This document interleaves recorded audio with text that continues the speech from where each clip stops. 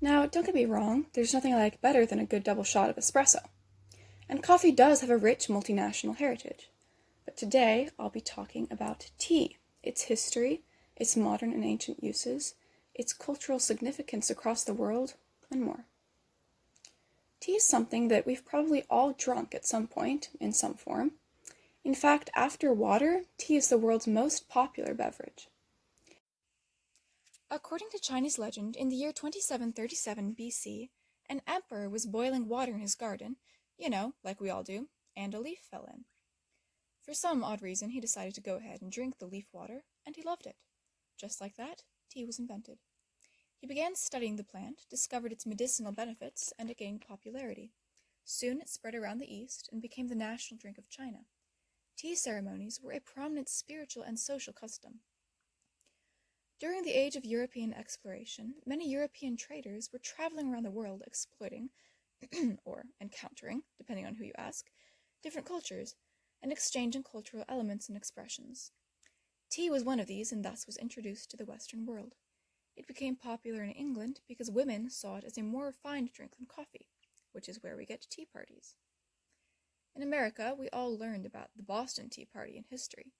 Tea served as the political symbol of unfair British taxation, and American revolutionaries destroyed thousands of dollars of expensive tea to send a message to England that, hey, we don't like tyranny. Later, though, we seemed to warm up to the idea and came up with new tea traditions like iced tea and tea bags, both of which remain the most common forms of tea drunk in America. Today, 75% of the world's tea is grown and handpicked in 4 countries: China, India, Kenya, and Sri Lanka, on large tea plantations.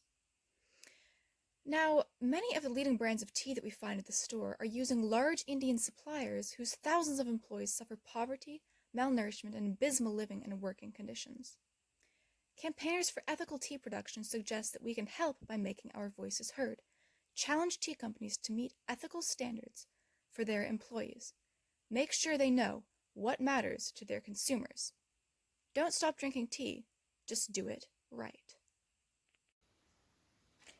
Now, I've had black tea, white tea, green, gray tea, herbal tea, chocolate tea, blueberry, peach, lemon tea, and many more. But my favorite type of tea is the Indian style of preparing black tea known as chai.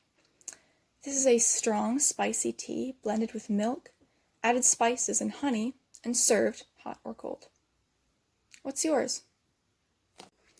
Thank you so much for watching this video. I hope you learned something new about tea, this ancient beverage that originated in China, made its way all the way around the world, and is still drunk everywhere today. Cheers.